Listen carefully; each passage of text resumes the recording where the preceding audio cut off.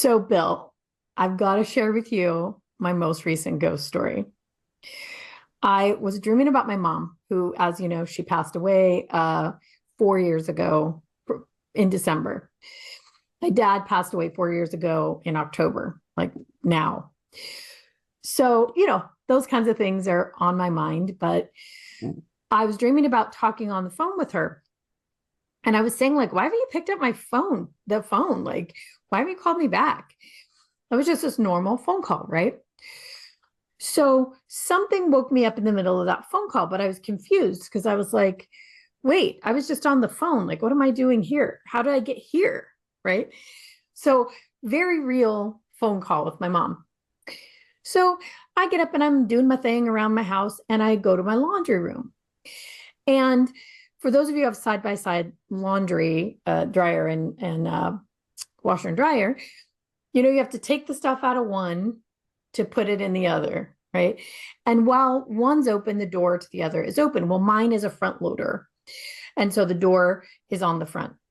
So I opened it, I left it open, and I got distracted. I noticed that one of my laundry baskets has a cloth liner. And I'm like, okay, I need to wash that. It was looking kind of gross. So I took a couple extra seconds and took it out of the basket. While I'm doing that, the door to the dryer slams shut. Okay. So there was some vibration, maybe a truck went by. No big deal, except for that it reopened and shut again.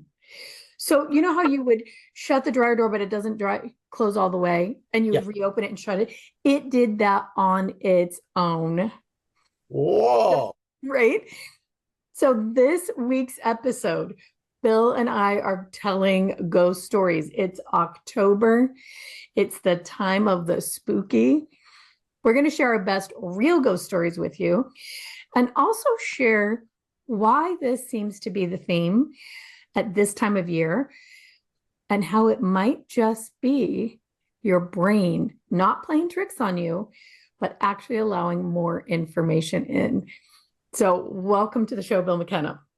Oh, well, this is a very unusual episode, but then again, it is we're coming up on Halloween, so if ever we were going to talk about some of these bizarre things happening, now's the time. Yeah, I'll tell you that weird stuff happens to me and Leah, our business manager, all the time. Like this is a regular Wednesday for us. But most of the time, even myself, I'm like, maybe I can explain it away. This one I could not explain away. But I know that it was likely my mom because she was on my mind. She was so present in my field, right? It was just like any other day when she was still alive, when I'd been talking to her on the phone. So I think it was definitely her. And what's interesting is when I have one of those events, Leah also has one of those events. Oh, now that's interesting. Yeah, that happens all the time. Usually it's in threes. Myself, my aunt, and my daughter. My aunt lives in Detroit, and she will have something similar happen on the same day. Wow. In fact, when my dad was still alive but had Alzheimer's and couldn't speak, he couldn't communicate, we would all dream about him on the same night. And it would be a very similar dream, usually about him wanting to drive the car. So we would wake up the next day and then we'd all call each other. And sure enough, each of us had had that dream. And there were many, many things where he was visiting us while he was still alive. Interesting, right? So he was a ghost who was still alive. Really, really crazy. That's an amazing, what an amazing story. And gosh, you'd expect nothing less from somebody who's related to you, that they have some special abilities. Well, he did. So I have proof. So Leah, he was always showing up for Leah because for Leah, she was so close to her grandparents and it was so hard for her, this whole, time in which they were passing. And she was there with them all the time, always, taking care of them. So she was at her house and her dog would sit and look at her, and she would swear that all of a sudden his eyes looked like her grandpa. And I'm like thinking to myself, well, it's probably just grief. But I'd seen it too Mm. in our own dog. Like all of a sudden, the look changed. I'm like, this is weird. And you do think you're losing your mind, right? So we decided that what Leah needed to do is ask for proof. Like, if you're here, if this is you visiting me, prove it. So the very next day, she gets up and her dog has a bunch of gunk in his eye, an eye infection, which I think is kind of unusual for dogs. But so she's like, oh, crap, I'm going to have to go get him some medicine. Not a few minutes later, my mom calls and says, hey, Leah, can you come over? She just lived a block or two away. Grandpa's got an eye infection. Same eye, exact same eye. So there was her proof. Wow. Wow. Amazing. That's an amazing story, that interconnectedness and, it even transcending the human, and wow, that's amazing. And it really changed my idea of what a ghost is too. Mhm. Because there's lots of times when you're thinking about somebody and all of a sudden they call you, right? Mhm. There's all of those kinds of things where people are transmitting information all the time, right?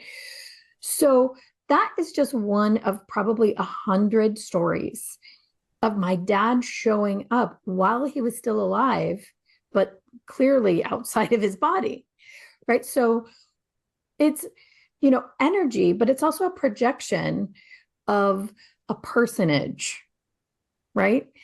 He found a way to project something that looked and felt like him to us. Yeah. Wow. He found his way. And interesting, you would almost think that, the person closest to Leah was, or not person, but the being, there's the dog, and looking through the dog's eyes. Right.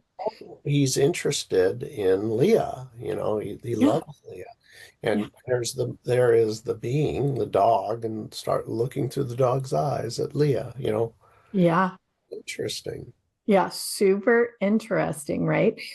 And this kind of plays into what we're going to be talking about more today is that there really is a part of ourselves that has the ability to experience these things. Now, Leah and I were kind of born this way a bit. So, what that would mean is that there's a part of our brain stem that is a little bit more open. It allows certain things in to make contact with the frontal lobes for consideration by the frontal lobes. Now, most other people would never even have noticed that subtle change in the animal. But for us, we are able to notice those things. And then our brain doesn't go into fight or flight. We immediately start to process that as though it's everyday information. And there's lots of us out there in the world who are like this naturally, a little bit more what you call open. Well, it turns out it's literally the part of the brain that restricts information. So the brain doesn't get overloaded, so you can only handle certain things. So especially, if you get into fight or flight, that will tighten down. And then your frontal lobes never consider that information. It's just not connected. But there's a way for people to make that happen. Let that part of the brain relax so that the information does get in and the frontal lobes can consider it. And it turns out so interestingly that this time of year, this October, November, is the time when more people experience it. And it has to do with brain waves. It has to do with the angle of the sun to the earth. It has to do with light and shadow, and everything to do with how this part of the brain perceives all of that. Isn't that an interesting thing? That's fascinating. I had heard that there was a study done by the CIA, which had to do with the natural ability that we have to perceive. Like, they were very interested in the ability to perceive beyond the normal five senses. And as it turned out, um, the the thing they figured out was what's called sigil time. Uh, you know what? I'm going to screw it up. Something with an S time. Okay. But basically, what it is, sigil time. Anyway, if somebody knows, you put it in the comments. But the basically, it's the position of the sun relative to the Earth.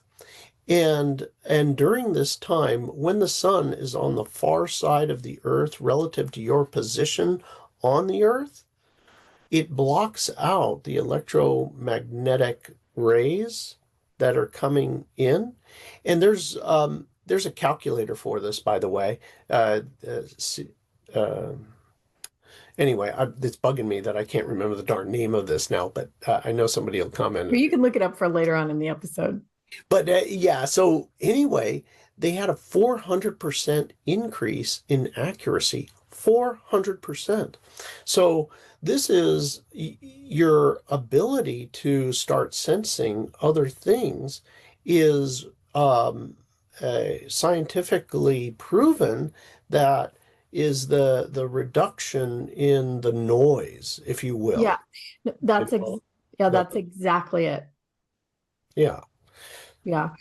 In the summertime, there's so much going on and there's so much more light. And, you're getting up earlier and physiologically, this time would be, you're up before dawn planting crops, right? And all the physical activity that goes with that and staying up late and taking care of animals. And now it's like festivals and going out to dinner. There's a lot more, exactly what you said, noise or information that this reticular activating system, this part of the nervous system, limbic system, fight or flight system, takes in. And so it will actually close a little bit so that it's not overwhelmed with too much information. So when the light starts to get less, it's dark earlier, right? It's dark later in the morning, less light, less noise, right? We're doing less things. We're not out and about at those times. The daylight shortens and melatonin rises earlier. And it guides the path towards a more alpha or theta state. So slower frequencies. And those slower frequencies are linked with intuition, creativity, and altered perception. So less light, slower brain waves, heightened sensory integration. The brain lets more in. And it lets it into those frontal lobes to be considered. So you virtually, quote unquote, see more. You're always actually seeing it with your eyes, but you're not actually processing it with your brain. And this is that thing that people would call the veil thinning this time of year. Wow.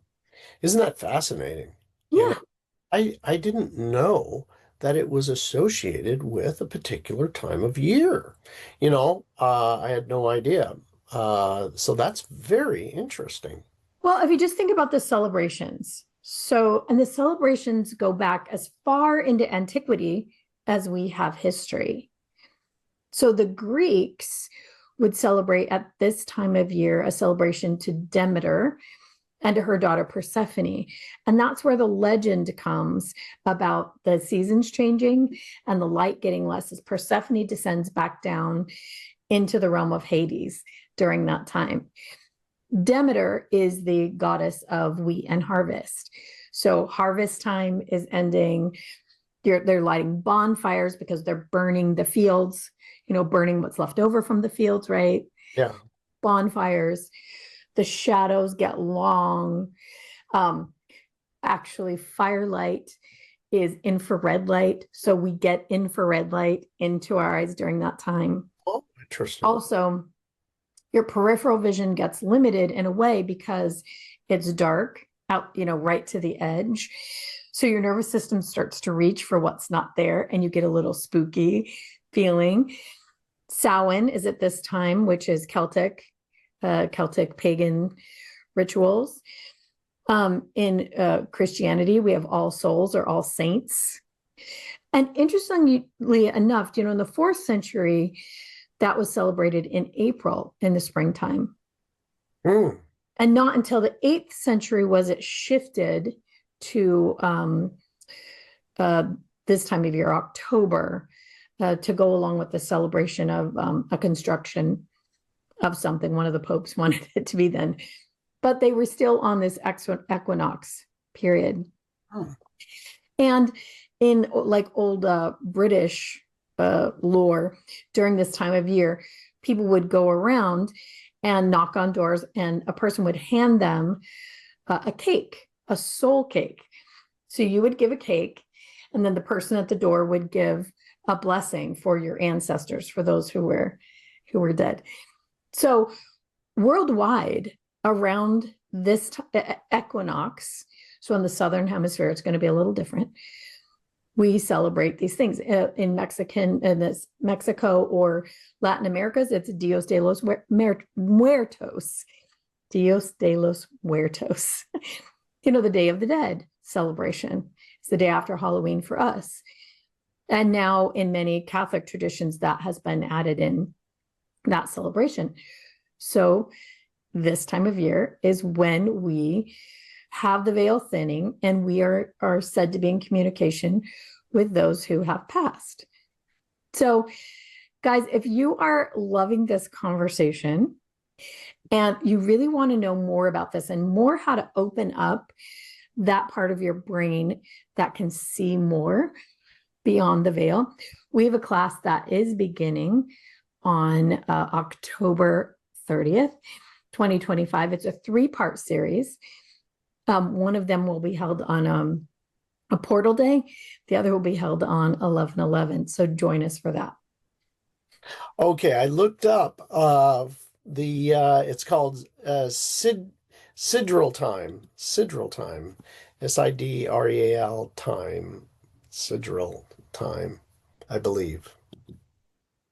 And there's interestingly enough, for everybody out there, there are calculators. You can put in your location into the calculator, the Sidral calculator, and it will tell you when that is in your local time. So that's another fascinating thing that you can utilize to your advantage. Okay, let's take our first break. We'll hear from the good folks at the UK Health Radio Network. And when we get back, we'll tell some more ghost stories. Okay, and we are back, and Bill and I are telling ghost stories. It is Halloween time, but we're also talking about why this time of year really lends itself to the weird and supernatural.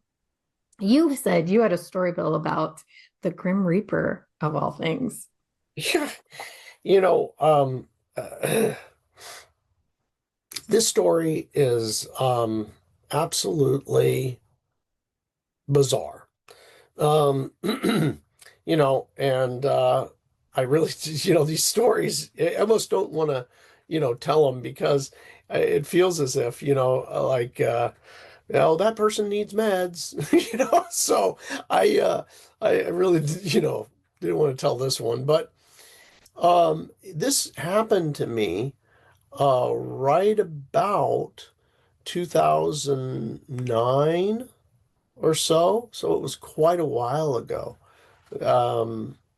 And I remember, I can remember I was aboard the vessel that I owned, and I was moored in Avalon Harbor at the time. and I was alone and having a wonderful night's sleep. And all of a sudden, I, I, I was awakened. I opened my eyes and I was laying on my side, and I opened my eyes, and there beside my bed, standing, just as clear as Liz Larson is right there, the Grim Reaper. And I mean, he's the full go Grim Reaper. And he is it's matte, it's like a hooded, he has a hood, and he's just standing there, and he's not saying anything. I cannot see the face. It's just black. It's a black. He's wearing a black hoodie. He's and uh, it was incredibly real, and I was wide awake, and he wasn't saying a word. Uh, and I go, my first instinct was I was kind of happy about it because I was like, I asked him, I said, "Oh my God, it's time to go." And I got this. And shook his head, no. And I was like, well, that's confusing. All right. And somehow I was like, "You're here for an aspect of me." And he was like, and I was like, and then I was that, this is how ridiculous this is. So for people on radio, Bill was nodding his head. Yeah, Yes. yes, he nodded yes. And and I don't know why, to this day, I'm still kicking myself like, Bill, you could have asked some more questions, about what aspect was it. But I was, at the time, I was like kind of, bored and disappointed that it wasn't time to go. So I was like, oh gosh, whatever. Just do whatever you want. And I was like, do whatever you want. I'm going, I was like, close my eyes. I'm going back to sleep. So I closed my eyes. I went back to sleep, and that was it you know. But boy, I could have made so much more out of that encounter. But is very, I guess, in hindsight, it was interesting. I've thought about it a lot of times, since then. I was like, it was just that old me that was um, uh, being so Bill. Interesting. So this is not a promo for Netflix. I'm not affiliated anyway, but if you have not yet started the series called Sandman, The Sandman, I think it's just called Sandman. It's a Neil Gaiman adaptation of, I think, one of his books, but it's about this. There's the Grim Reaper. The Sandman is actually the dream. He is the Lord of Dreams. And then there is destiny and desire and disaster, and it's great.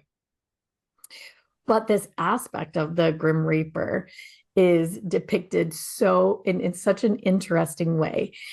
And what's interesting about your story, the way that they depict that, it sounds like you would have had death and the dream would have been visiting at the same time. It sounds like that's what that was in their depiction. So death is actually who greets you and takes you over, and in all kinds of our history, and there is this character.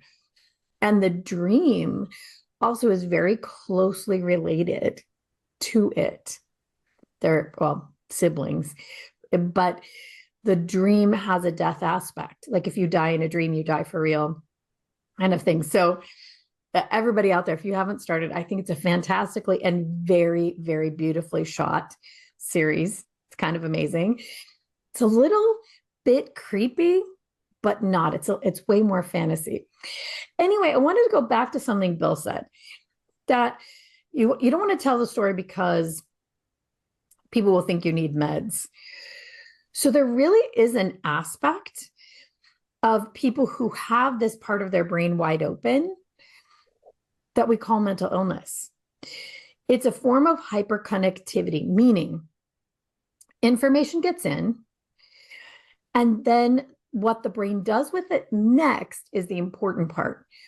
If you've got a well-balanced brain, if you're healthy in your mind, it'll go to your frontal lobes for consideration. And then if you're really connected and a healthy brain, everything else will, all the rest of the parts of the brain will talk to each other, and you'll come up with a really good new idea. So in Bill's case, he was like, okay, cool, do what you want. I'm going back to sleep, right? He didn't go crazy. He didn't, lose his mind over it, but it's still in the back of his mind, haunts him a little bit. But with a brain that is open, but the hyperconnectivity is not orderly, you get what we call nuts, crazy, schizophrenic, hallucinations. Now, it does not mean that what that person's seeing is not there. Because remember, we can only see about 1% of the light spectrum normally. When you are on drugs, with high DMT, you can see sometimes more of that. And there's this aspect of hallucination as well. So it's a case of where it's not resourceful in any way. And so what the drugs do is they shut that back down. They shut that reticular activating system back down. They shut down the hyperconnectivity. The problem is that most people feel terrible. They don't feel like themselves. And they don't have that expansive feeling. They feel numb. So the trade-off for them usually seems untenable. They stop taking the drugs. But if you could harmonize that brain, which one of our practitioners who is a psychotherapist does, she gets that brain harmonized, and then it can receive the information it needs in a really, really resourceful way, which is pretty fantastic. Yeah. It's great to be able to look at it that way, from that lens, that it's merely just resourceful or Unresourceful. Yeah.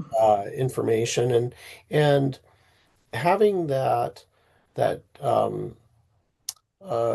connectedness throughout the brain without having it chaotic, Yeah. Yeah. Well, they don't really know how to bring it into their real life. They don't know how to ground it into an everyday situation. And so for that person, they feel like they're a step outside of reality, which they are. That's what it looks like to all of us. And it's chaotic and unresourceful. But let's talk about a resourceful ghost story. You ready for another one? Oh, yeah. One of our practitioners from Australia just did her exit interview, just graduated. And during that call, they tell us stories about what worked for their sessions and what didn't. And we were talking about this time of year and Halloween and kind of ghost stories. And she said, I was attending a class about 3 years ago, and her mother had passed away just about around then, just a few months before, a Cognomovement class. And she said that in one of her eye positions, she kind of found this spot where she felt like she shifted reality for a second. Her nervous system kind of slowed down, everything calmed. And she said through the door, just next to her, her mom was standing there.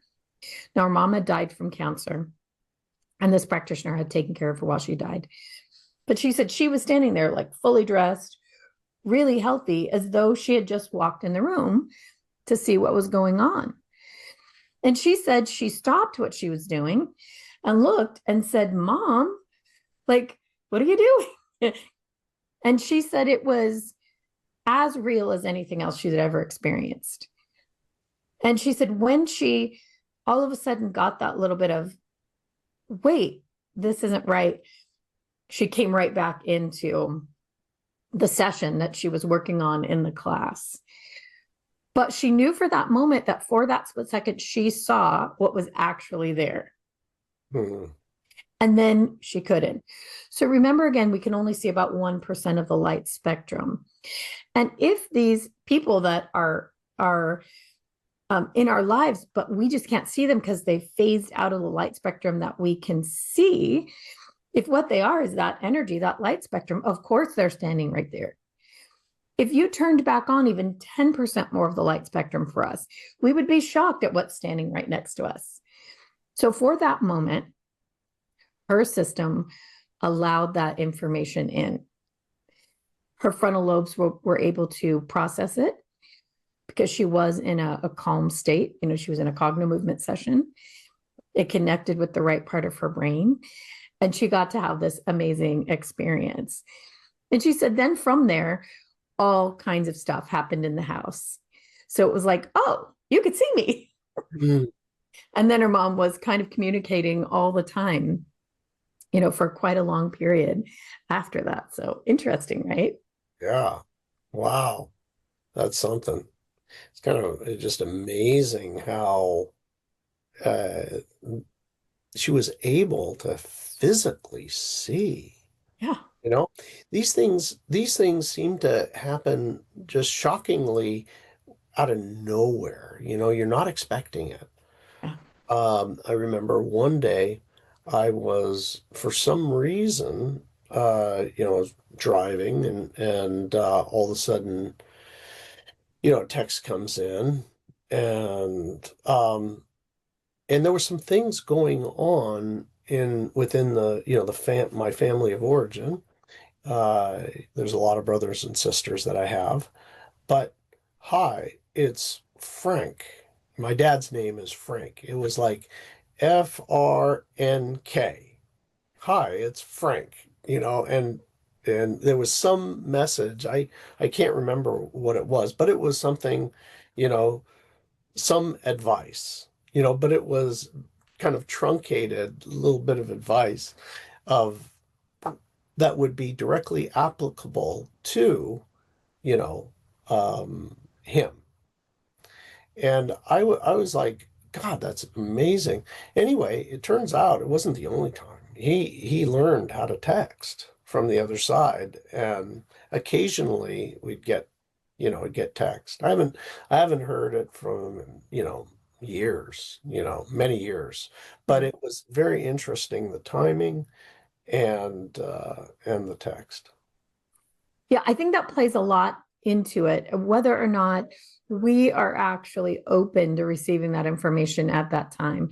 You know, if your mind wanders there, you know, if you're thinking about them, they say that opens a channel for them to be able to connect with you almost instantly because you're vibrating on their frequency. You know, it's like playing a chord on the guitar and the one next to it vibrates with it, right? They're in resonance. And for that moment, you are in communication. Electronics are one of those things that it's probably easy for them to be in communication with.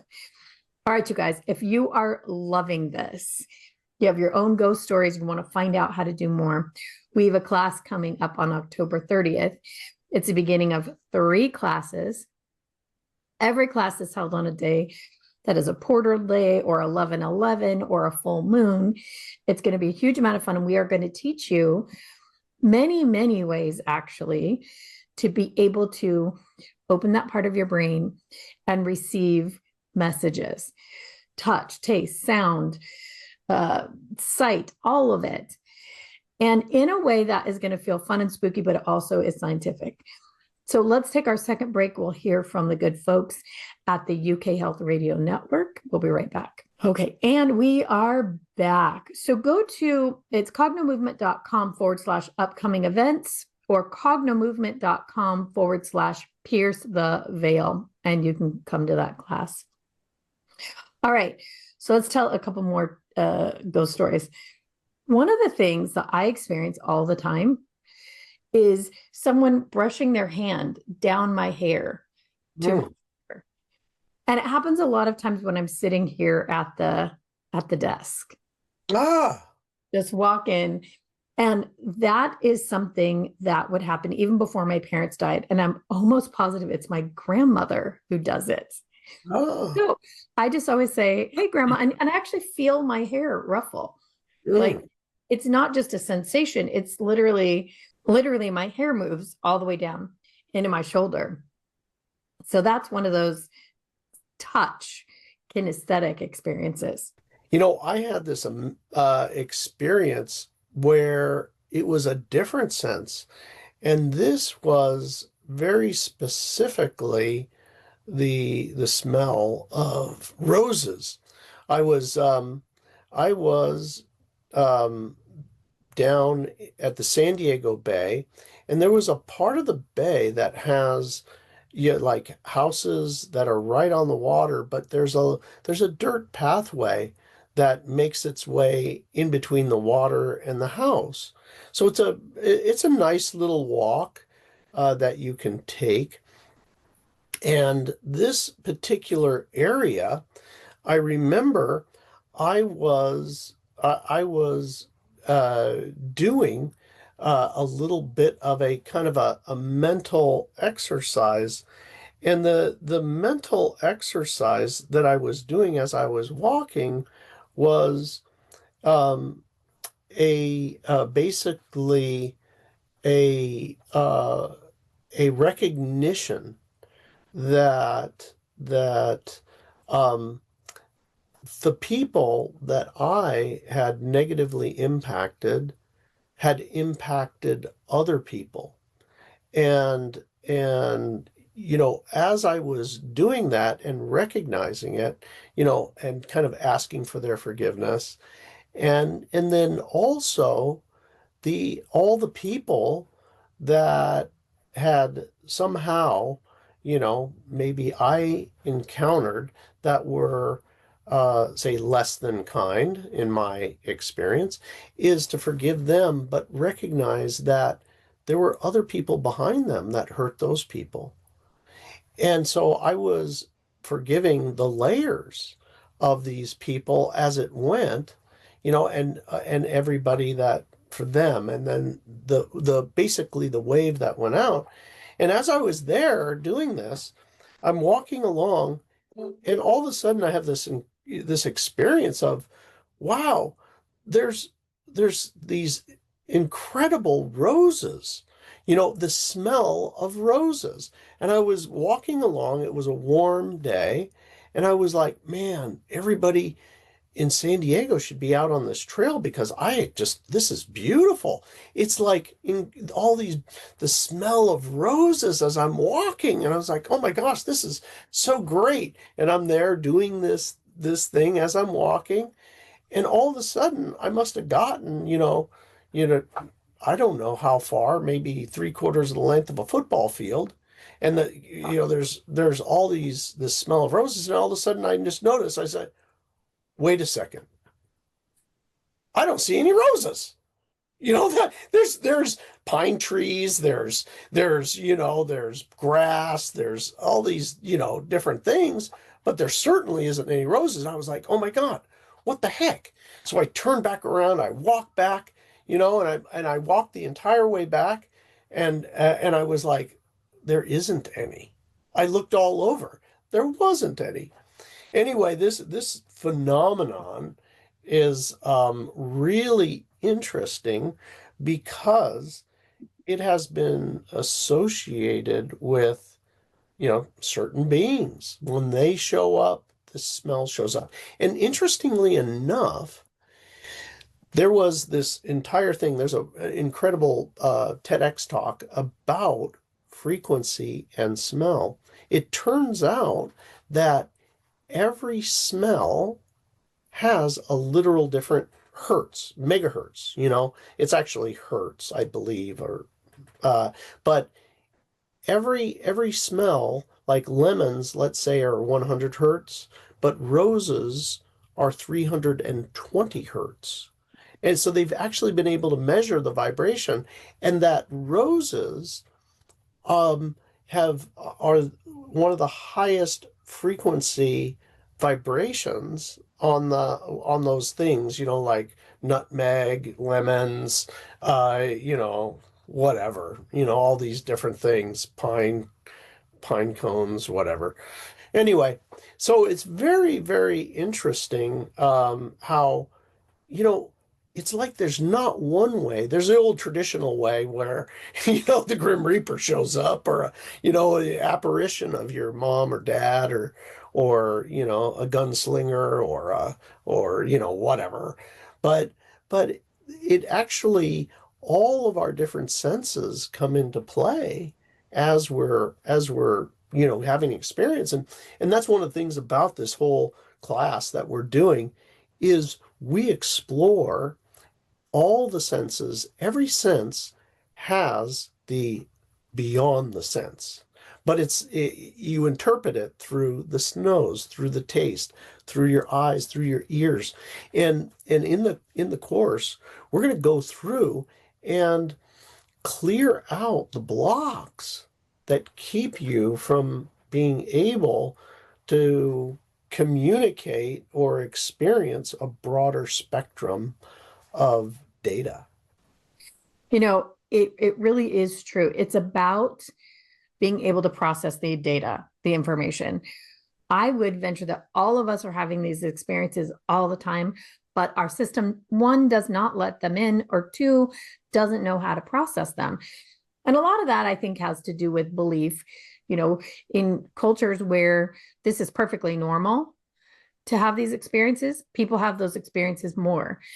In cultures where it's not so normal, or it's not allowed, or even forbidden, people maybe have them less, or are willing to talk about them less, for sure. But it's true, like smell is a huge one.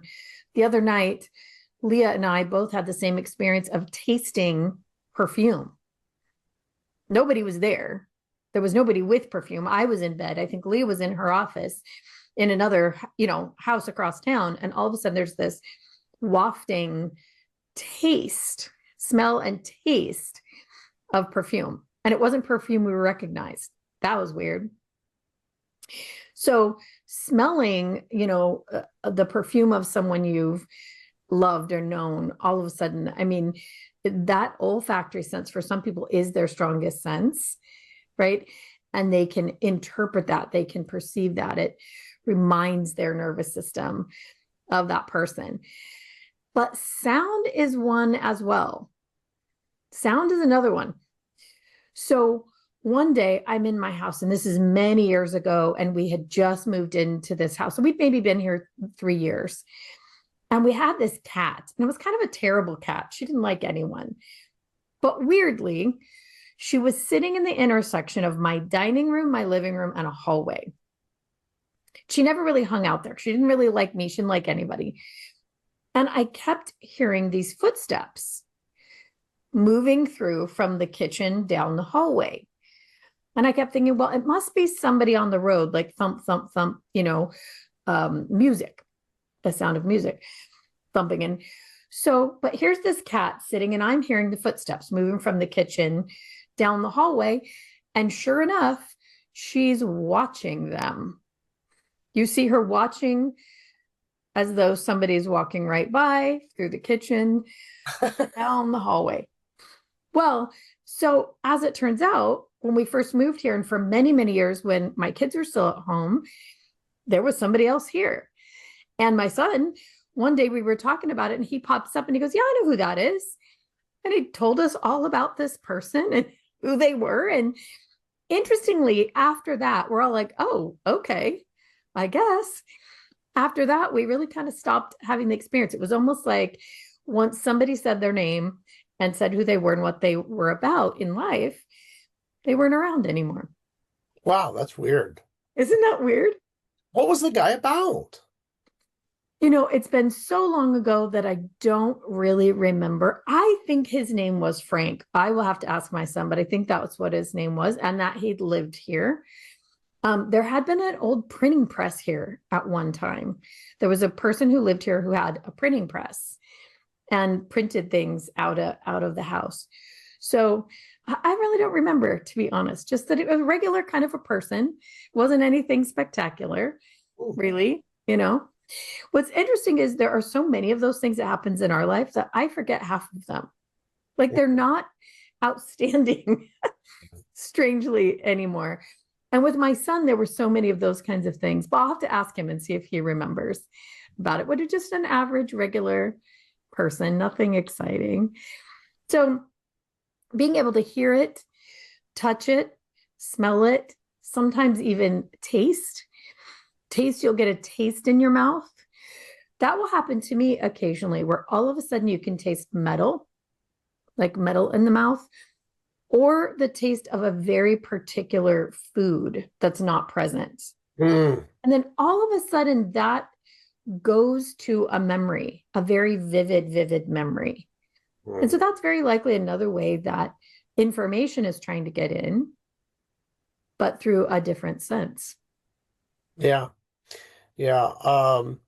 I can't tell you how many times, I don't know if how often you had this one, but I can't tell you how many times I have been working with somebody on an issue, and all of a sudden, a strange smell. Well, Mm-hmm. it's not that strange.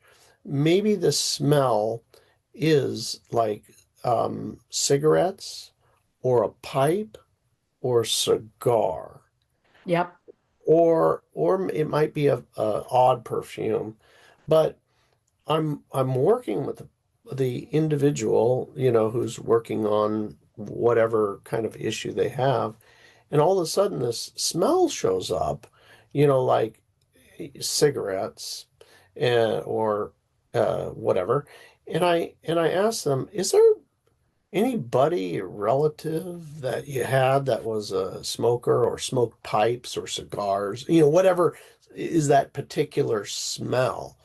And they're like, let's say it's a cigar. It's like, oh yeah, my dad loved cigars. He always had a cigar stuck in his mouth. And so anyway, I find it fascinating the that when people do this work, the kind of seems like the ancestors kind of coming around to, just hey, help out. They absolutely do. My office where I see people in person, next door it's a record store. Sometimes that is very inconvenient. You can hear the music next door. And what's funny is most of the time it sort of drowns into the background.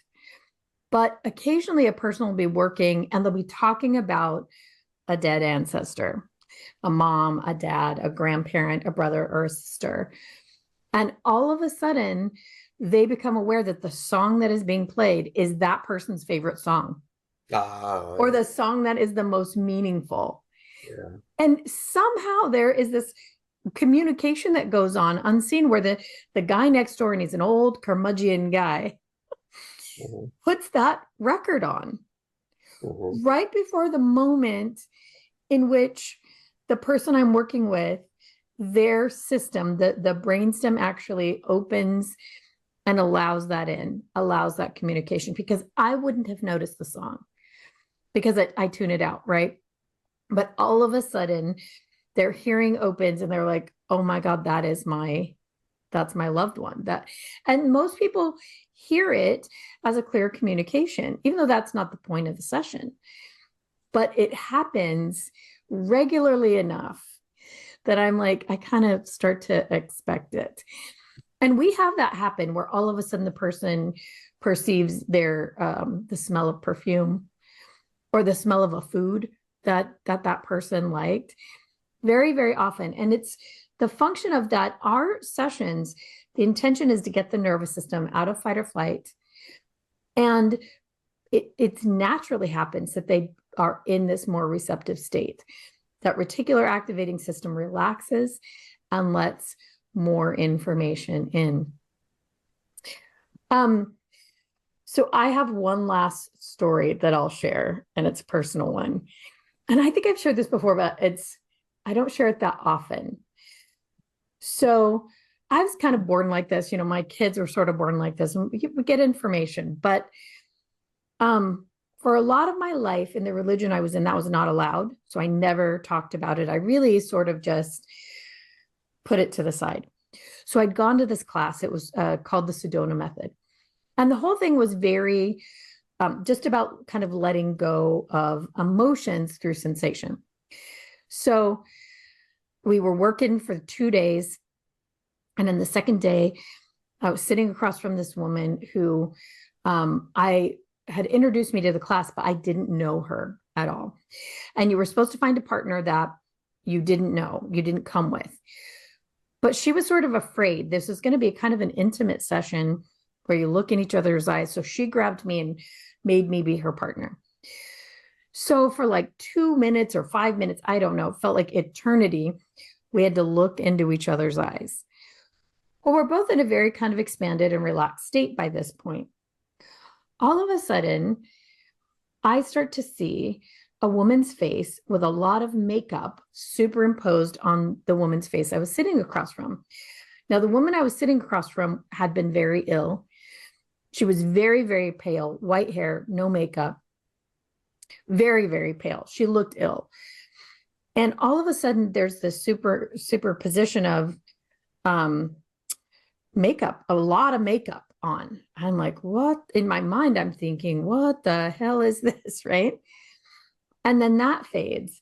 And then the next thing I see is a face next to her that looks very angelic. Now, I don't have a history of angels because in the religion we were in, that's not something that, was talked about or worshiped or anything like that. So this very angelic, golden haired, beautiful face shows up next to her. I'm like, what is happening? I can't say anything because I'm looking at this woman. We're not supposed to talk, right? I'm just watching this scene go and sort of wondering if I was hallucinating a little bit. Pretty soon, this angel-like being stands up and is behind her, looking as though she's trying to hoist her up. You know how you hoist somebody up from under the arms? Like hoist up from under the arms. I'm like, oh my God, what is going on? So I watch this happen and the session ends and they say, thank you, the session end if you have something to say to your partner.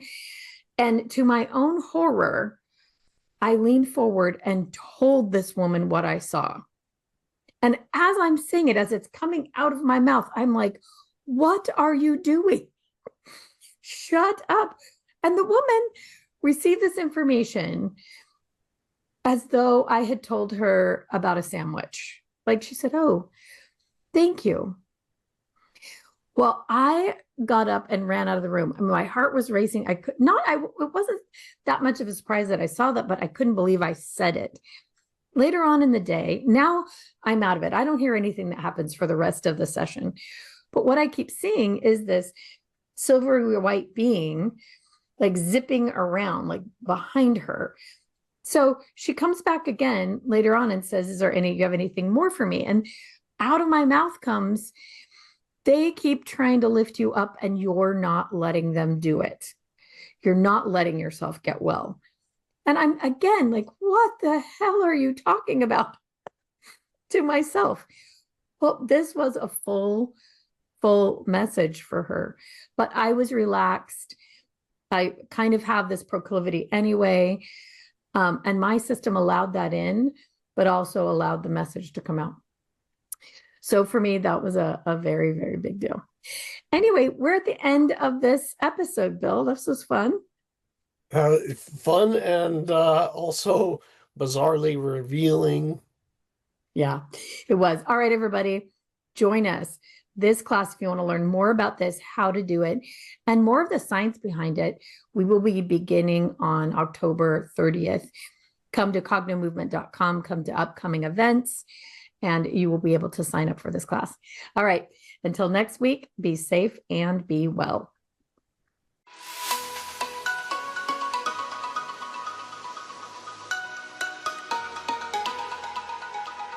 Hi, I'm Liz Larson. And I'm Bill McKenna. We're the hosts of the New Life Perspectives radio show. We're also the creators of the Cognomovement system, where we help you rewire your nervous system so you can rewire your reality. Join us each week for great conversations, amazing guests, and cutting-edge information on health, consciousness and the keys to transformation.